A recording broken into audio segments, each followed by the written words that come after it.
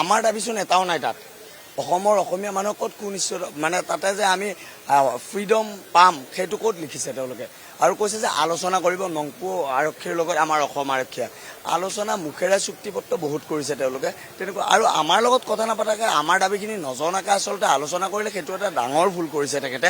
আৰু আমাৰ দাবী এটাও নাই তাত নাজানেই তেওঁ আচলতে আৰু আমাৰ যে বাহনবিলাক তাত ভাঙি লণ্ড ভণ্ড কৰা হ'ল এই বাহনৰ ক্ষতিপূৰণ দিব লাগিব আমাৰ দাবী আছিল এই বাহনখিনি গেৰেজত বনাওঁতে যিমান দিন থাকিব তাৰে এটা পইচা দিব লাগিব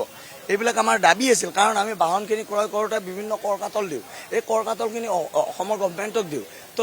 অসমৰ গভৰ্ণমেণ্টৰ গাড়ীখিনি এনেই যেতিয়া কোনোবাই ভাগি দিব তেতিয়াহ'লে আমি এই প্ৰতিবাদ কৰাৰ কাৰণটো এইটোৱে আছিল নেকি তেওঁলোকে দেখোন ফোনতে এইখিনি কথা পাতিব পাৰিলে হয় যে আমি দুইখন ৰাজ্যৰ মিলা প্ৰীতিত থাকিম কিহৰ এইখন তেতিয়াহ'লে তাৰ পৰা শ্বিলঙৰ পৰা মাতি আনিব লাগে ফোনতে কামখিনি হৈ যায় আমাৰ স্থিতি স্পষ্ট আমি ইয়াত থাকিম অতুল বৰা ডাঙৰীয়া ইয়ালৈকে আহক এতিয়া ইয়াৰ আমাৰ লগত কথা পাতক তেওঁ যদি একো নাজানে একো নুবুজে ইয়াত আহি কথা পাতক আমাৰ মৰ্ম বেদনা বুজক আৰু অকল চালকৰ সংগ্ৰাম নহয় বাৰ এইটো কথা কৈ আছোঁ যে তাত প্ৰথমবাৰৰ বাবে ব্যক্তিগত বাহনক লক্ষ্য কৰি আচলতে অসম আৰু অসমীয়া মানুহক মাৰিছে কিয় ৰাইজসকলে বুজি নাপায় কিয় অসম চৰকাৰে এইটো কথা বুজি পোৱা নাই বাৰ চালকৰ সংগঠন এটাই লিড লৈছে বুলি যে গোটেই চালকৰ সংগ্ৰাম এইটো নহয় আৰু চালকৰ সংগ্ৰাম বুলি যে বিপথে পৰিচালিত কৰিব বিচাৰিছে ক'ৰবাত নহয় ক'ৰবাত চৰকাৰে হওক বা ক'ৰবাত নহয় ক'ৰবাত তৃতীয় শক্তিয়ে এইটো কথা গ্ৰহণযোগ্য নহয় আৰু এইটো কৰিব নালাগে আমি আছোঁ অসম আৰু অসমীয়াৰ স্বাৰ্থত আৰু এই আকৌ এটা ইয়াতে এংগল আছে যে এই চালকখিনি কিন্তু অসমীয়া হয় এই চালকখিনি কোনো বাহিৰৰ পৰা অহা বহিৰাগত নহয় তো সেই ক্ষেত্ৰত আমাৰ নিশ্চয়তা যদি আমাৰ চুবুৰীয়া ৰাজ্যকেইখনত নাই তেতিয়াহ'লে আমাৰ আমেৰিকাত নিশ্চয়তা থাকিব নেকি আশ্বস্ত শব্দটো নকয় আমাৰ এটা দাবী এটাও উত্থাপন হোৱা নাই আশ্বস্ত মানে কি আৰু 6টা দাবী আছে তাৰ যদি 5টা 3টা মানিলেহেঁতেন তেতিয়াও কিবা এটা চিন্তা কৰিব পাৰি 4টা মানিলেও চিন্তা কৰিব পাৰি বা অকণমান কম্প্ৰমাইজ হৈছে বোলে আমি কম্পেনচেশ্যন বোলে 2 লাখ বিচাৰিছোঁ তাত বোলে তেওঁলোকে 1,90,000 দিছে তেতিয়া আমি কম্প্ৰমাইজ কৰিছোঁ সেইটো কথা বেলেগ একো কথাই পতা হোৱা নাই আপোনালোক সকলোৱে জানে সংবাদ মাধ্যমে জানে সেইখিনি আলোচনা কৰিবলৈ মানুহ এটাই মানে এই তাৰ পৰা ইয়ালৈকে আহিব নোৱাৰে আৰু এটা ডাঙৰ কথা কওঁ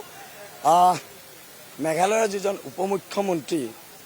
তেখেতৰ বাসগৃহ গুৱাহাটীত এটা আছে আমি সেইটোও গম পাওঁ মিচিং কিটচেনৰ অপজিটত আছেতো গাড়ী নাম্বাৰো আমাৰ হাতত আছে নকওঁ বাৰু সময়ত দেখা যাব যুদ্ধ কিন্তু হ'ব সময়ত দেখা যাব চলি থাকিব আৰু ঘৰো ঘেৰাও হ'ব তেওঁ হয় এটাও দাবী আমাৰ লগত যেতিয়া কথাই পতা নাই যে একো নাজানিলে আমাৰ দাবী মানাই নহয় মই কি কৈছোঁ এতিয়া এটাই ইংগিত দিছোঁ যে তেখেতৰ গুৱাহাটীৰ হেঙেৰাবাৰীত মিচিং কিটচেনৰ অপজিটত ঘৰটো আছেতো আৰু তাৰ ঘৰটো আমি ভালদৰে জানো দুৱাৰ কেইখন আছে খিৰিকী কেইখন আছে সেইটোও চাই আহিছোঁ তো আমি ভাবিছোঁ যে ঘৰটো ঘেৰাও কৰিম তেতিয়া হয়তো আমাৰ অসমৰ চৰকাৰে বুজি পাব আজি ইয়াতে ৰাতিটো থাকি দিম আমি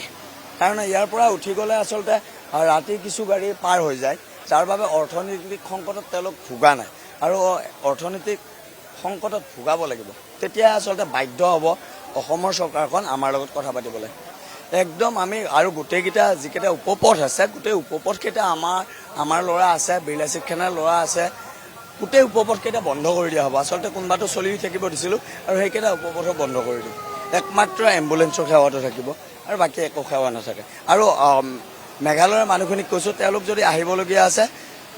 প্ৰাইভেট গাড়ীত কিন্তু উঠি আহিলে আমি যাব নিদিওঁ মেডিকেল দেখাই কেনে মেডিকেলৰ আচলতে কয় যে আমি পেচেণ্ট লৈ আহিছোঁ আমি নামানিম তেওঁলোকে আহিব লাগিব এম্বুলেঞ্চত আৰু এম্বুলেঞ্চ আনি ইয়াতে নমাব অসমৰ এম্বুলেঞ্চত ইয়াৰ পৰা গুচি যাবগৈ